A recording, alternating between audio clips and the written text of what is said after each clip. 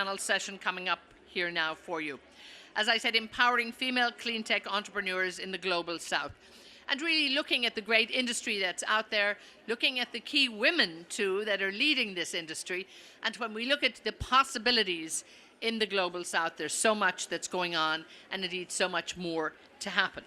One wonderful lady who's not here at the moment and who will join us by video, and we had hoped that she might join us, but she sent a video message, and she really, really wanted to be here. She is the CEO and the special representative of the UN Secretary General for Sustainable Energy for All, and again, the co-chair of UN Energy. So this is, a lady that's very familiar, I hope, to many people here. I've had the opportunity and the pleasure to interview her many times. She's such an inspiring woman. So she sent this interview. So even though she's not here, let's still give her a little round of applause. Damilola Ogunbiyi. So let's hear her video message and be inspired. Distinguished delegates, it is a pleasure addressing you today. I would have loved to join you in person, but I'm currently in New York representing the UN Secretary General in a number of key deliberations. Access to energy improves lives in many ways. It supports the effective delivery of education, quality healthcare, enhanced agricultural productivity, and new economic opportunities. When this access comes from clean energy, it then has additional benefits to jobs for local communities, reduce poverty, and improve local and indoor air quality. Yet, too often, the energy sector fails to adequately include and address the needs of women as energy users, producers, innovators, decision makers, and agents of change. Women represent a vast reservoir of entrepreneurial potential, talent, and resilience that can ignite productive activity and anchor a path for sustainable economic development. Indeed, women play key roles in promoting and implementing new clean energy technologies, as they are experienced entrepreneurs successfully running energy-related enterprises. But for them to reach their fullest potential, these women entrepreneurs need technical support, mentoring, and access to customized financing.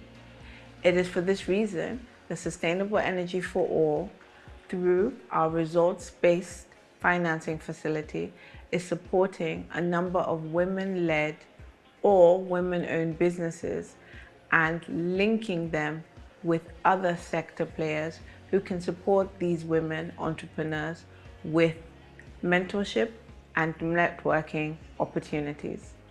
I would like to urge us all to support women-led and owned businesses, as they are fast emerging as a key driver of economic development across the world. Ladies and gentlemen, a rapid shift to clean energy is an essential part of the global action needed to address climate-related risks to health, environment, and economic growth. For the world to achieve the major new energy infrastructure delivery and renewal needed to deliver this shift, significant investments and fresh ideas are required. Women can provide some of this innovative thinking, but only if greater efforts are made to mainstream gender perspectives, adopt gender-sensitive policies, and tailor training and skills development to help increase women's engagement and ensure that women's perspectives are fully articulated. Through our Gender and Youth program at Sustainable Energy for All, we're spearheading multiple initiatives to address some of the barriers to gender inclusion within energy transitions. For example, together with our partners, Clean Cooking Alliance and Gwyneth, SE4 is supporting a mentorship program for early to mid-career women working in clean cooking sector in Africa, Asia, and the Caribbean islands, helping them to become better leaders and impactful agents for change. To create lasting change, we all have a role to play. By coming together, we can match the resilience and the perseverance of women on the front line of energy access efforts with political prioritization and financial mobility at the highest levels. I am particularly encouraged by the multi-stakeholder engagement that is currently witnessed through the UN-led energy compacts, and in particular, the Gender and Energy Compact. I welcome all of you to join this voluntary energy compact process that is catalyzing action towards gender equality and women's empowerment in the energy sector. As I conclude, I would like to thank the Women in Sustainability, Environment and Renewable Energy, WiSER, and the organizers of the Abu Dhabi Sustainability Week for inviting me to share my thoughts. I wish you all insightful deliberations that lead us to bold, decisive action and guarantee an equitable and prosperous future for us all. Thank you all for listening.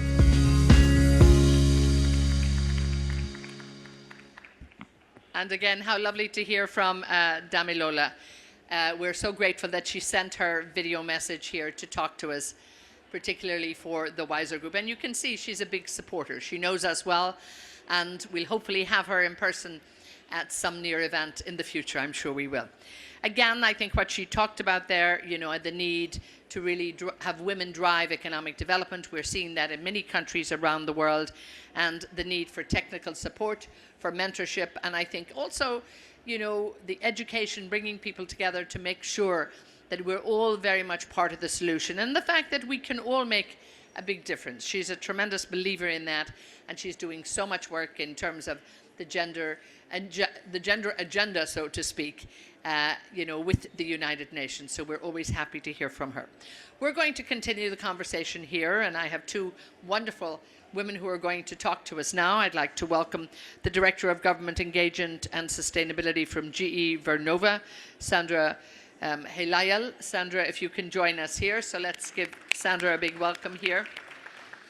And we're also happy to have the founder and the CEO of the Food Engine, Geeta Bahmad, is also with us. So ladies, thank you so much for being with us. And we're going to have a lovely discussion here, our last discussion of the day. And, you know, if there's anything you want to ask, by all means, just let me know. We'll make sure that we get a microphone to you, because they have unique stories, and I'm really, really looking forward to hear their stories, to hear them share with us and talk to us about what's going on. So do have a listen, and again, let me know if you want to come in and ask a question. We have about 30 minutes, so I'm really, really looking forward to it. And let's get started here. In fact, let me get started with you, Sandra, since you have the microphone there, and it'll save me popping over. I'll join you in a minute. You know, when we look at, I suppose, the progression of the green economy, I think everybody agrees that it needs to speed up. But again, where should the big focus be? I think there's a lot of uncertainty out there when we're talking about what are we doing in terms of the green transition, the energy transition. And, you know, again, I often wonder, what do private companies put at the top of their agenda? You know, because we're looking with energy security, we need to expand energy access. The list is long. So talk to me, I suppose, if anything, about what needs to happen and where do private companies come in? Thank you so much, Etna, and thank you for this wonderful opportunity. It's a pleasure for me to be here today.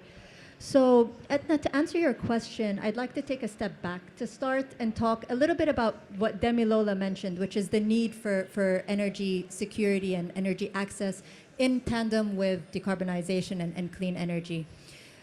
750 million people, over 750 million people around the world lack access to reliable electricity. I actually come from a country in the region where this is a daily reality for people, where we have less than 4 hours of electricity a day, if any, for many families. With that reality in mind, the need for electricity is actually expected to grow by over 50% over the next 2 decades. So energy security is a real and constant concern for governments all around the world. With that in mind, 40% of global emissions come from the electricity generation sector. So while the need for electricity grows, the emissions challenge that comes with it is very real and very clear. So as we look at the focus of the private sector, we have to do it with keeping both of these things in mind. So I'd like to touch on 3 areas. One is innovation.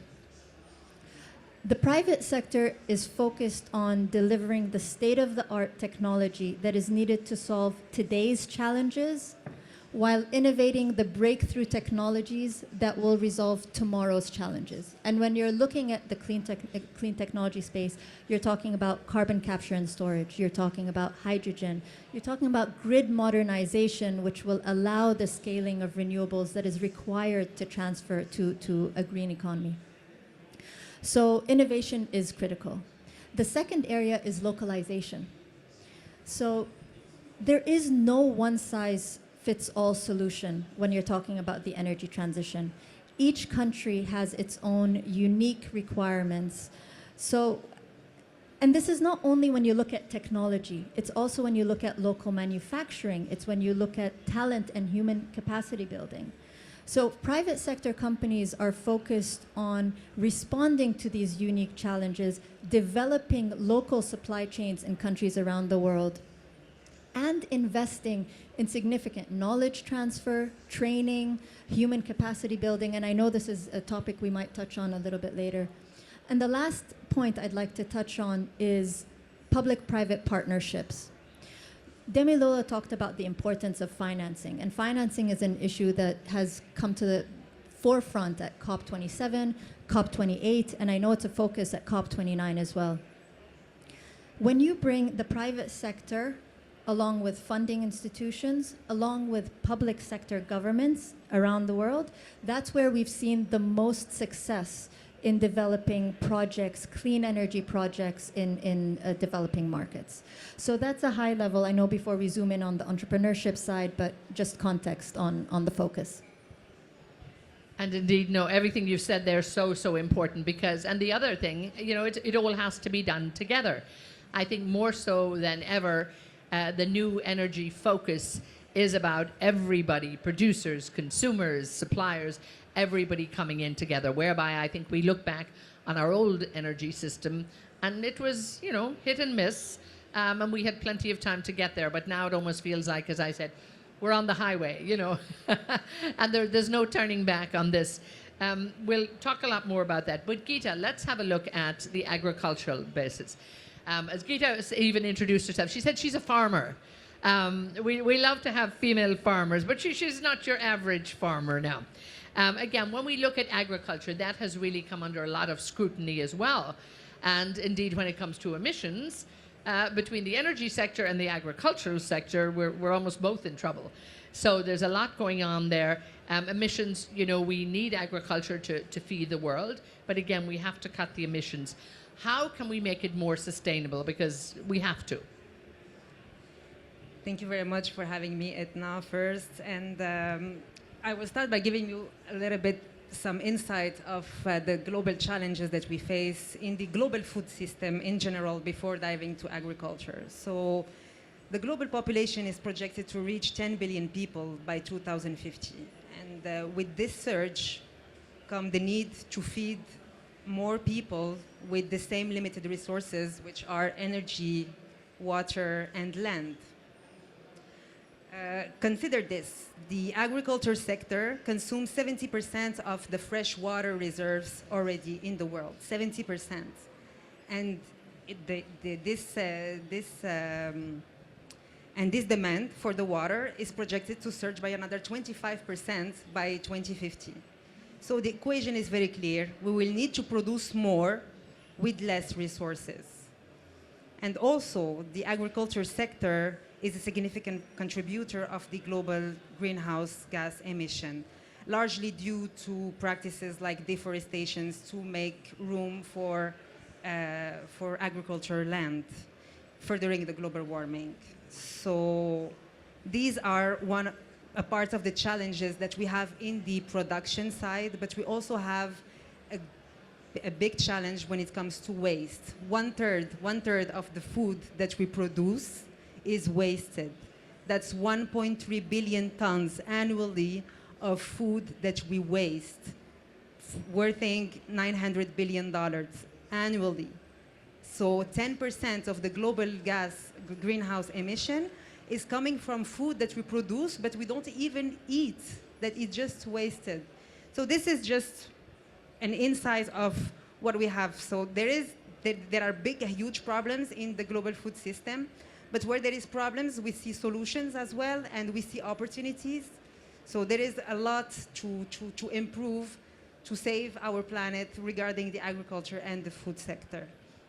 And I think, when you talk about waste in food, there's also so much waste in the energy sector. And many times I've heard people say, if we could gather all the leaked energy, the wasted energy, the water, all of that, we'd have a new fuel source. But Sandra, we've a lot to talk about, and I think I do want to bring it down to, the women driving in the industry, because I think you look at diversity and you look, I suppose, at, women in the industry, the growth of the sector. First of all, how do we attract more women into it? I was just looking at some numbers, and kind of women in the energy sector, it's between 1 and 2. Construction and energy, we're just not represented, where health and all sorts of other industries has actually managed over the year to get their numbers, not quite half. They have to do a lot as well, but we're way low. So how do we bring more women in, and particularly in the clean tech? This should be an area where hopefully we'll see a lot more movement. What do you think? Thanks, Etna. And you mentioned it, Demilola mentioned it. Energy is actually one of the least diverse sectors out there, unfortunately. Just to give a couple of additional numbers to provide context, the global workforce, when you look at women, is close to, say, around 50%. When you take that number to the energy sector workforce globally, women come down to 20% representation. Only 1 in 5 leadership positions in the energy sector are held by women. When you look at the Global Entrepreneurship Monitor, they say that 1 in 3 established businesses globally are led by women. That's still short of what it needs to be.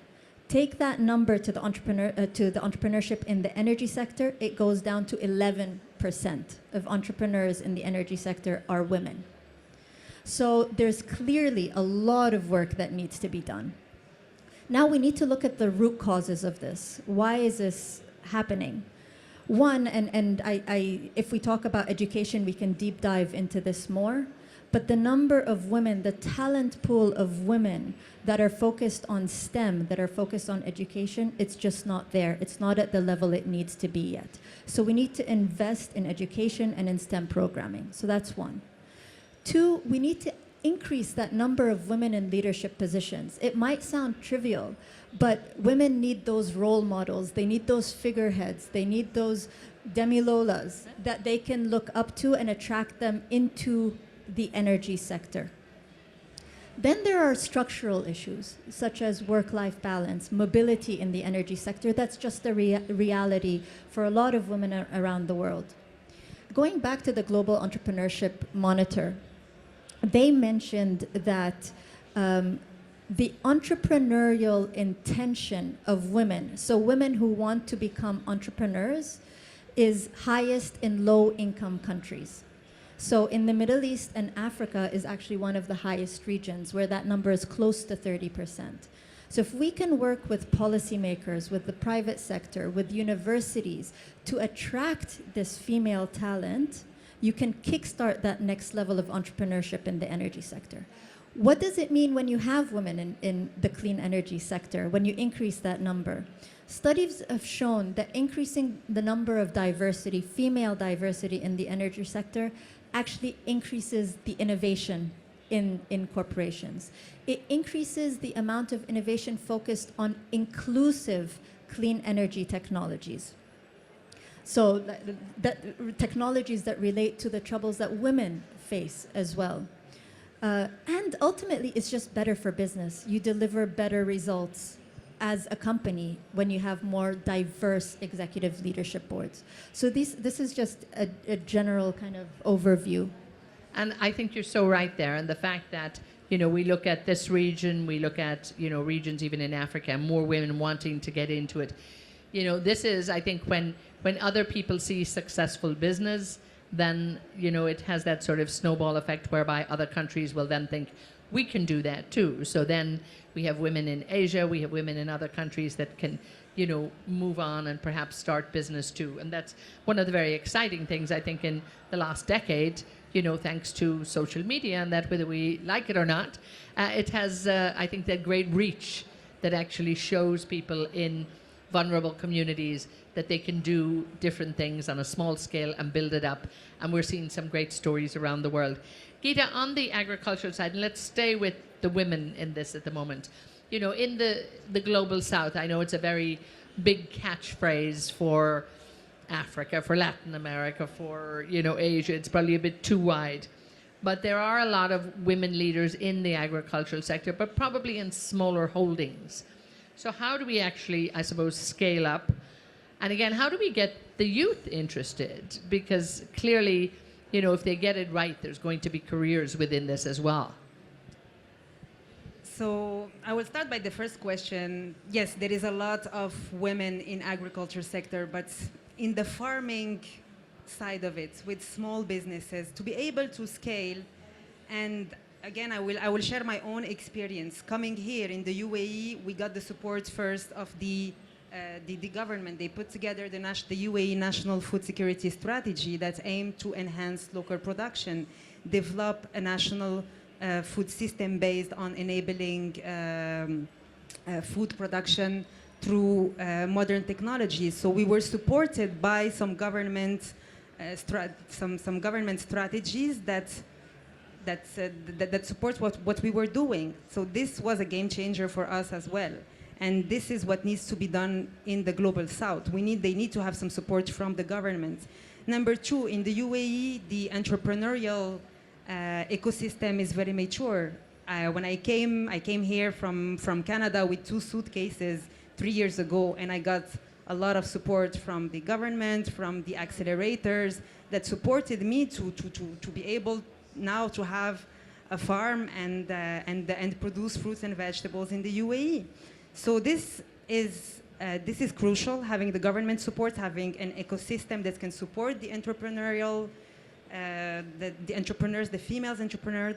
And the third one that I will say that was a game changer for me as well is to have a great team. So I am surrounded, in my management team, I am surrounded by, I'm the only girl, but I have 5 investors, 5 men investors, and in my operation team, I have 5 operation experts.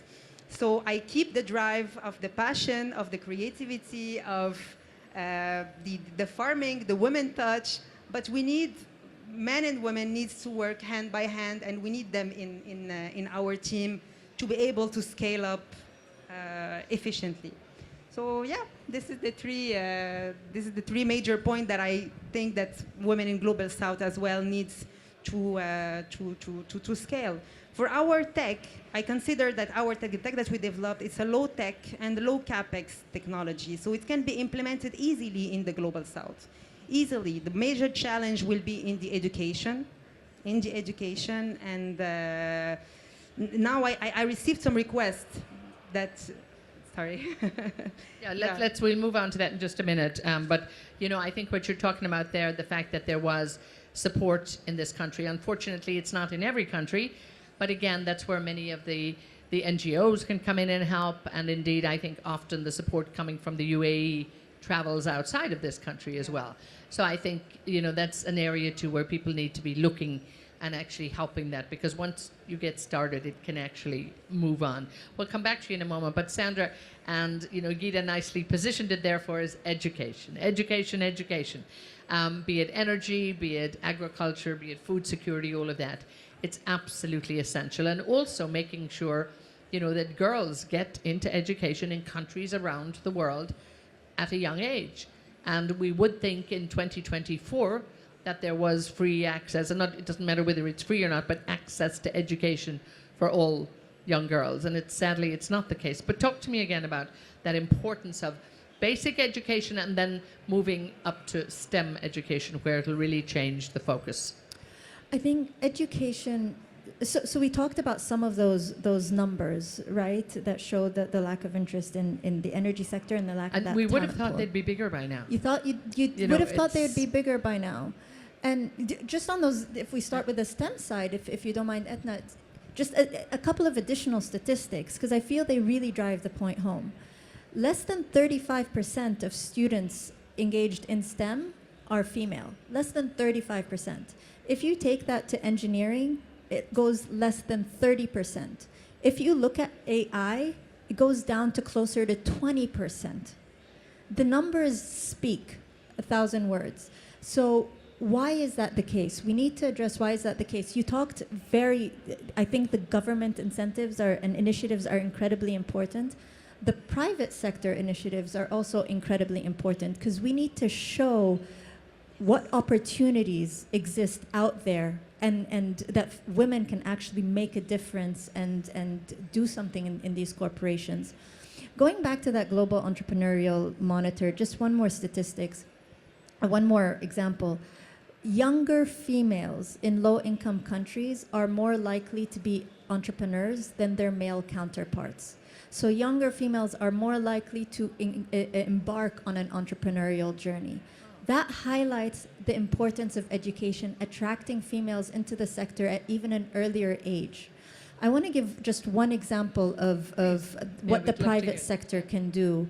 Last year at COP28, we worked with Her Highness Sheikh Hashamma's UAE Independent Climate Change Accelerators, and we held a climate challenge where we brought 100 students from universities across the UAE.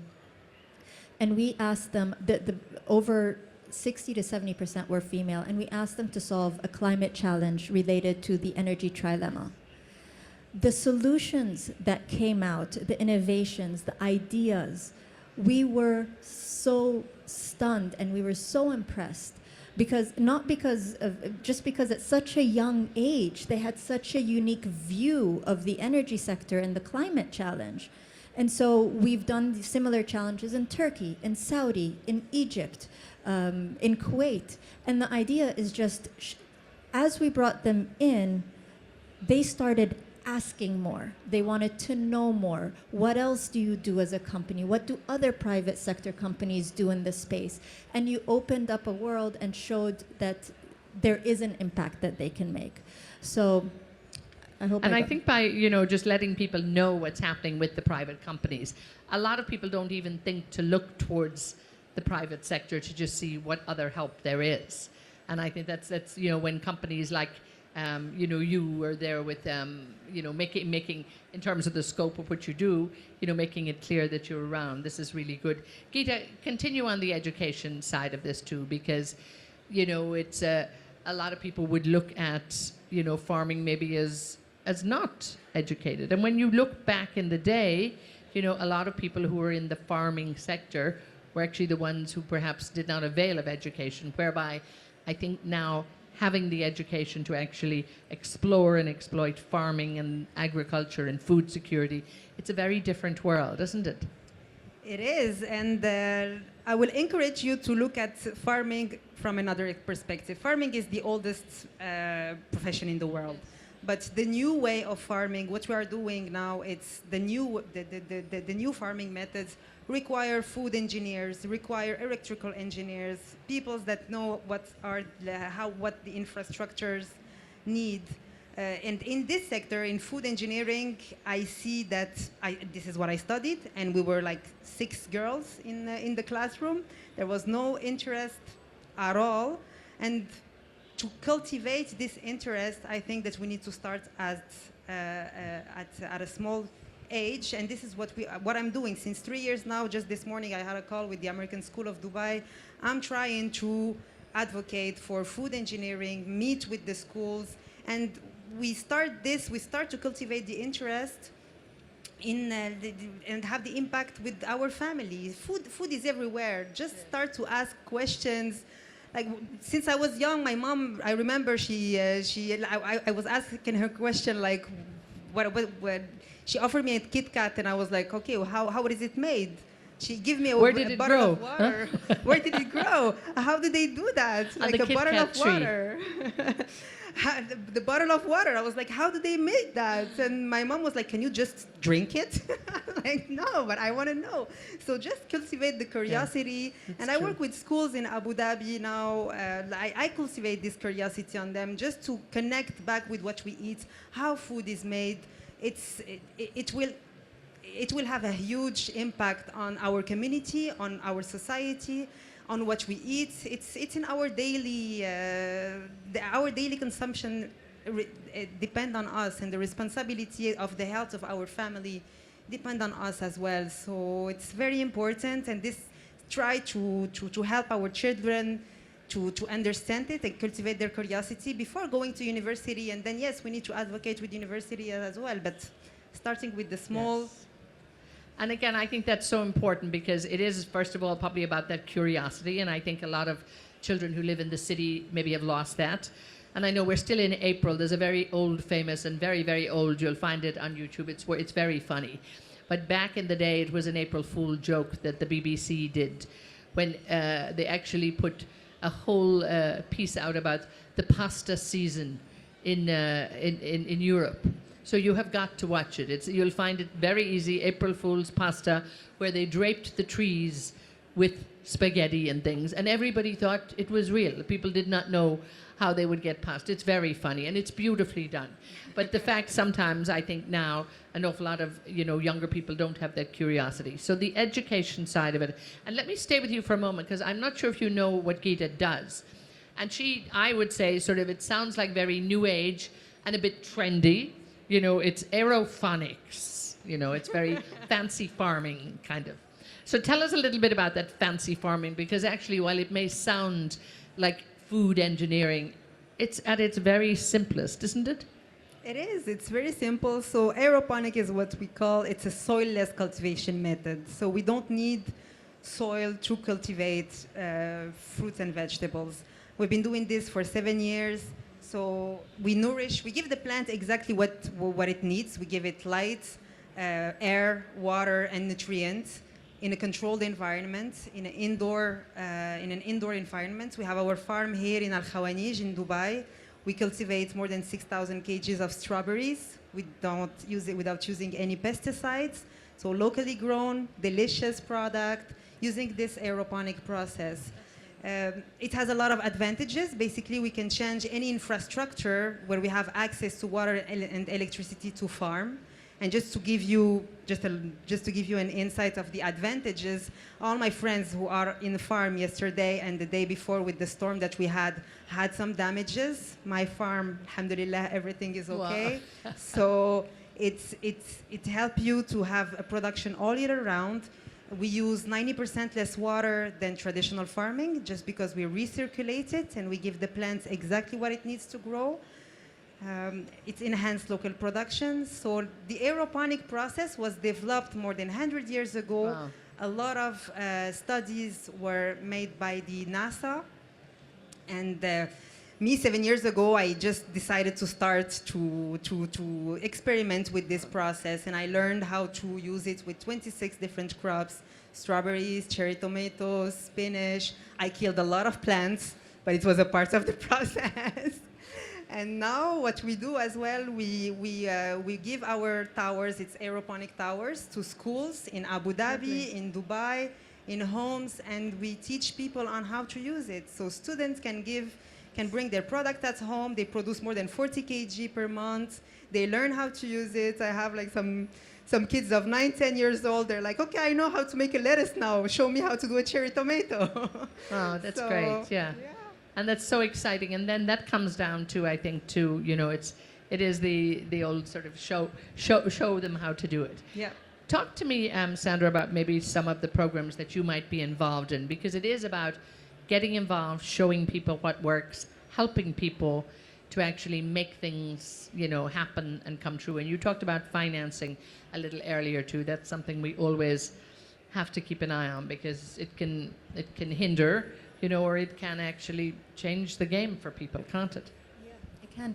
And Rita's example is it's fascinating, it's inspiring, and it's exactly some of the things that we look for as an organization. So we talked a lot about public-private partnerships. GE Vernova is one of the founding members of the U.S. Department of State's Coalition for Climate Entrepreneurs that looks for startups that are focused on creating climate solutions that combat some of the most severe climate challenges.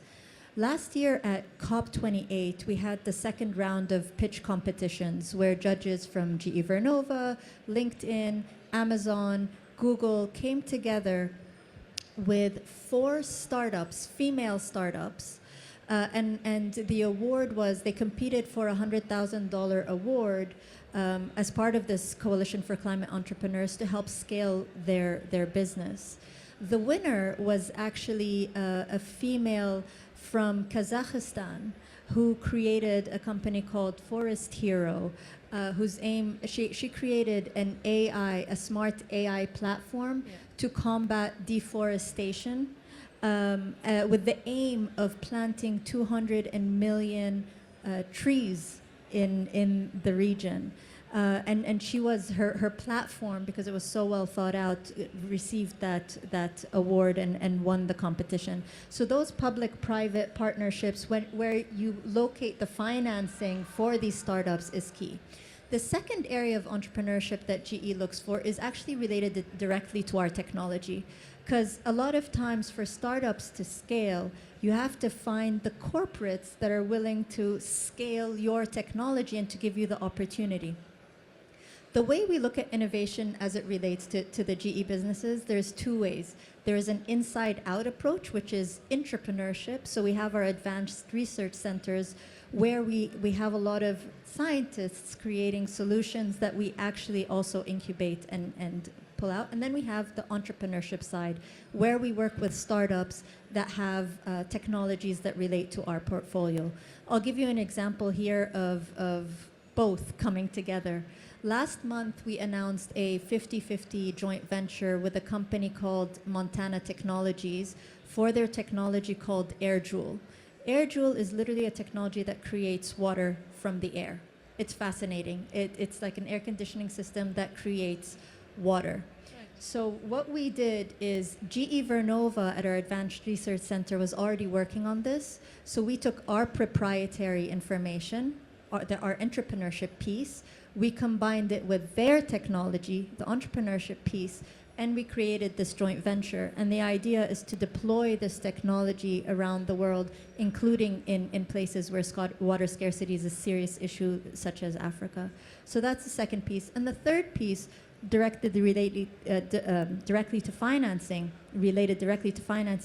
is investing in funds and in VCs that then invest in clean energy technologies. So those are 3 examples. There are more, but just in the interest of time, I thought I'd give. And in the interest of time, does anybody have a question that they want to get in before we wrap it up here? Anybody have a question that we'd put in? We have a microphone here, I think. So, and let us know who you are. Thank you. Hi, everyone. My name is Angel. I'm the Fulbright Scholar here in the UAE, and I study climate policy and energy policy. And so, of course, my question is going to be policy related. And I was wondering if you all could speak a little bit more about, because you all have kind of touched on some of the policy mechanisms that may be put into place that kind of encourage folks to really invest in these women entrepreneurs in the global south. But is there anything maybe more innovative? Because on the policy side, I often see, where folks say, well, put a metric in or put a requirement that says, this company has to have one of the founders that's a woman, or, and people kind of push back on that. But so I'm wondering if there's certain things that maybe we don't think about in policy that we could write into policy that might get less pushback but still help these women entrepreneurs. Thank you for that, Angel. Let's see, we've only got a couple of minutes left, so okay. I will tell you my story when we came here in the UAE, and maybe it will give you an example of the policy that I was dreaming of.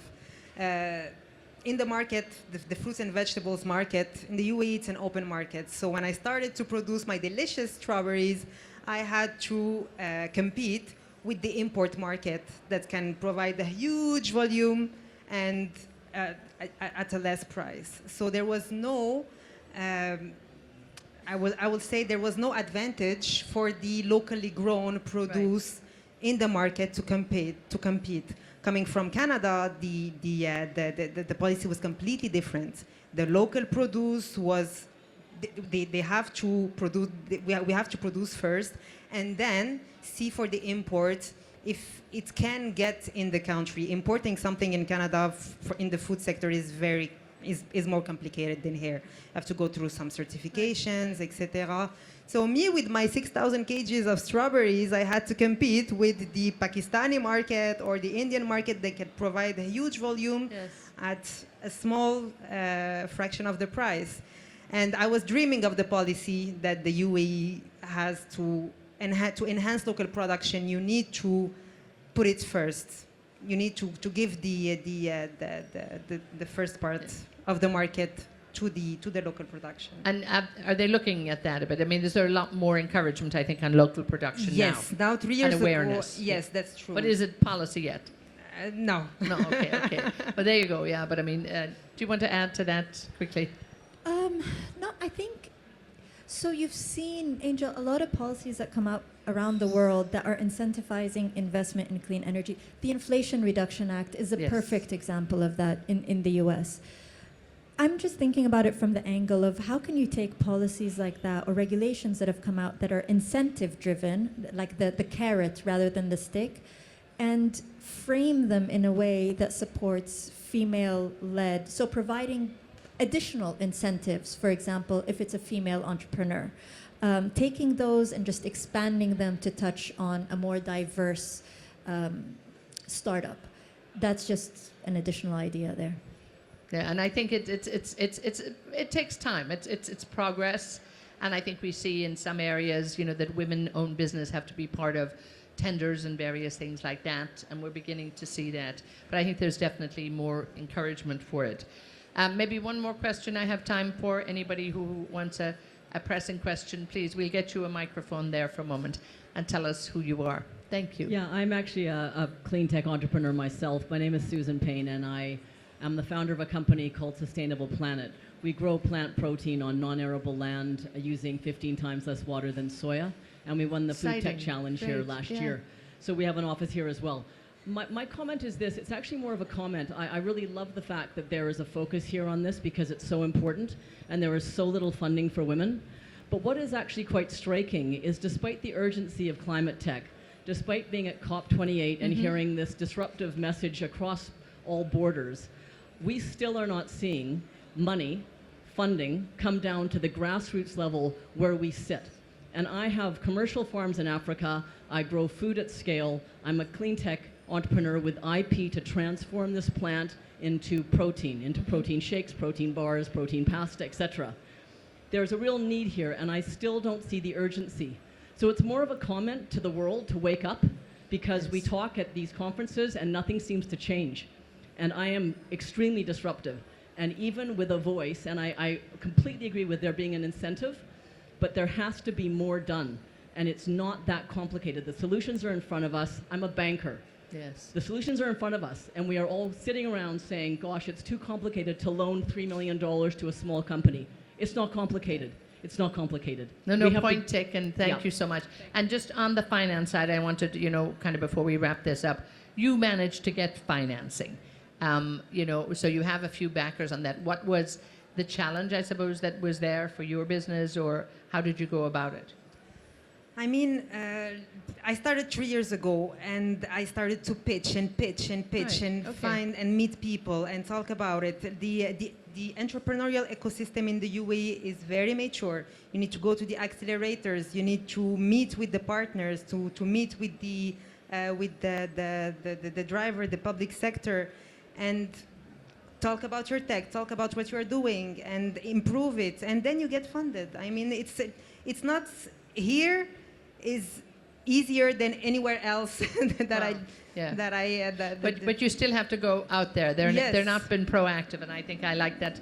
Her comment there in terms of the fact that. It maybe should be easier. It has to be you have to meet in the middle. I think that's it. Anything on that? We do have to wrap this up, and I'm really happy to have had everybody here. But if there was a call to action, Geeta, what would it be for you in terms of, what do we need to do? What do we need to see more of? I have a feeling what it is, but what would help everybody to move this forward? Because we need to. I think that our generation and the next generation will be the change makers. So actively promote the food engineering sector in the universities, in schools. That will foster, that will drive the innovation and the R&D.